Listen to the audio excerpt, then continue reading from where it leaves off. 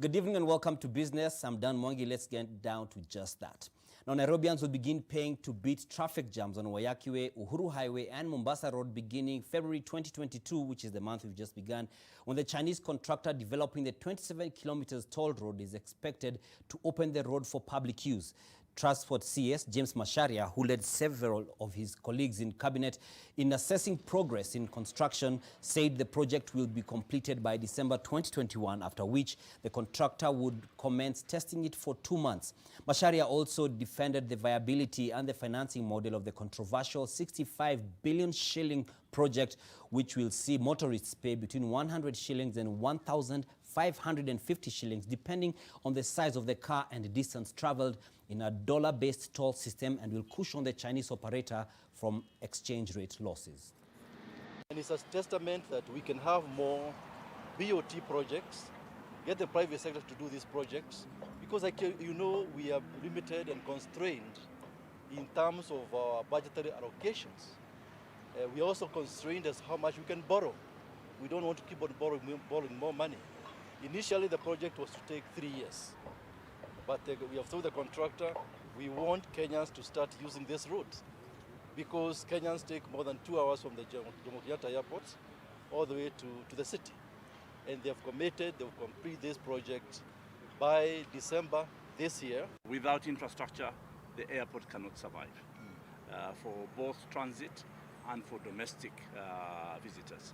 So infrastructure is key. This investment is key to the people to come in here, spend even 24 hours. So that is the innovation that will come in to give short stay, 24-hour visa. Those are the new things. I guess it's fair to say that this is a tall order, or not, I don't know, wait and see. Now, Kenya is looking to grow earnings from its textile and apparel sector by 10% and cut the import volumes of garments and footwear by 25% and 15% respectively by the end of 2021. This, the government says, will be achieved through getting more Kenyans to wear locally made textile and apparel products. According to the Ministry of Industrialization and Trade, influx of both new and second-hand clothes, higher costs of production, as well as a negative perception about Kenya's ability to produce high-quality and affordable products has left the country spending over 30 billion shillings on imported clothes alone every year. In 2019, Kenya spent 17.3 billion shillings on second-hand clothes, commonly known as mitumba, higher than what was spent by Tanzania, Rwanda, Uganda, Nigeria, and Ethiopia combined. We want all Kenyans to wear Kenyan clothes, and I think that is the message we are passing. It doesn't matter who you are, but whether we are, whichever level you are as a Kenyan, we want to encourage you. We want to tell you that you can find Kenyan clothes or Kenyan fashion at this particular spot. We want to make it affordable to you at whichever socioeconomic class you belong to, and we want to make you feel fashionable also at whichever socioeconomic class you belong to. Whatever we advertise just both for foreigners and for Kenyans. And we have a saying, charity begins at home. It is ourselves who need to start it and support our textile before we even go to the foreigners. Because the foreigners, they will not buy clothes worth $1 billion, but we import 30 billion. So therefore, that is the purpose of this communication strategy, to change the mindset of Kenyans by telling them that when we say buy Kenya, build Kenya, we are not telling those other people. We are telling our people that we have good and quality products which are available and affordable. It sounds like some might start calling it the textile industry. Now, the United Nations has declared 2021 the International Year of Creative Economy for Sustainable Development. This has attracted a section of youth in Mombasa who are tapping the potential presented by the creative industry to beautify the island city through art. This is expected to become a game changer, as it will also support the tourism sector, which is struggling after the ravages of the coronavirus pandemic. NTV's Kevin Mutai reports from Mombasa.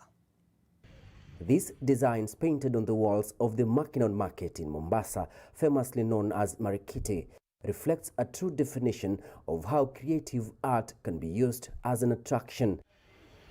Every fresh produce here has been mirrored on these walls. Everyone is happy with the outcome. They love it. It brings beauty to the market. It brings customers, so they're proud of what's happening right now. And the fact that it's a lady doing this, the more the better.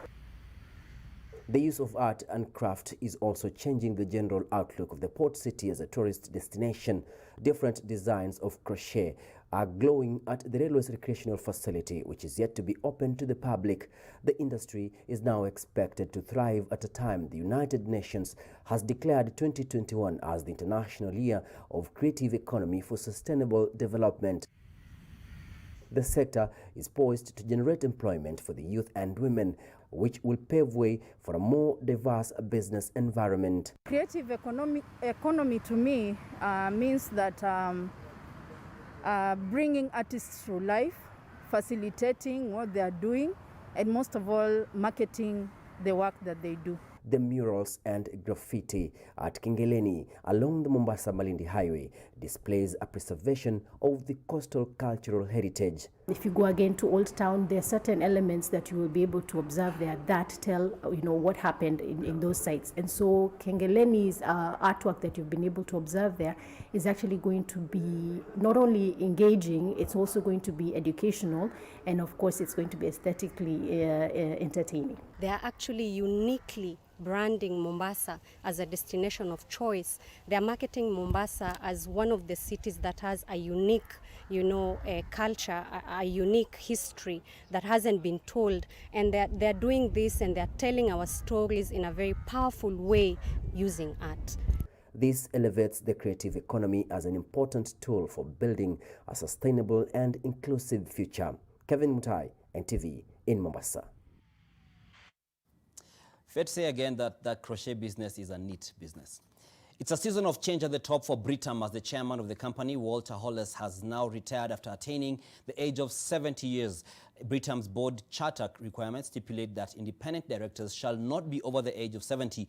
The board notes that Hollis has successfully managed the succession of the group managing director. Benson Wairegi, who has served at the company for over 4 decades, has handed over to the new group MD, Tavaziva Madzinga, after briefly extending his stint at the helm. Hollis has been replaced by Mohamed Karama in acting capacity.